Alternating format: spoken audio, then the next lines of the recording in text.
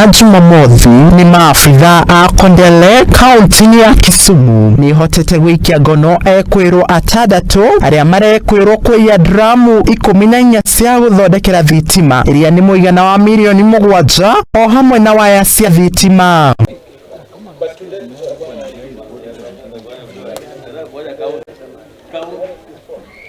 Kuringana na afithaa munene wa Kplc honge-ini ya Western Kenya, Bernard Ambaka ni augite indo ici ciyitwo kuma kiwanja-ini kiao kiria ki car wash. Bernard ni augite indo ici ciyitwo ona thengia wa gukorwo igitiritwo ni kambuni ya AEE Power Spain, emanating from materials which we found out that they were being stolen or supplied from the yard of AEE Power Spain here in Kawush, Kisumu. We made an attempt, and on 30th we found out, and there's an OB at Kondele police station about theft of more than 30 drums. One drum is 5 meters and each meter is 85 shillings. What we are saying here is a rough mathematics would give you 500,000 per each drum.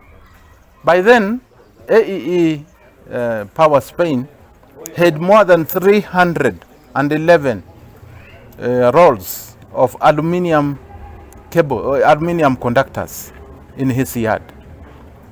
But in the night of yesterday, we now had a new case, where more drums were being stolen.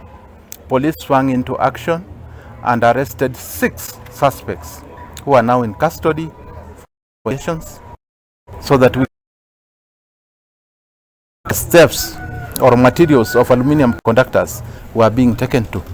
Bena niawite Ekuiruo aya atandatu ni maregereruo ceceni ya borithi ya maregereruo gukinyithio igotiini rucio niguo gucokia thitango.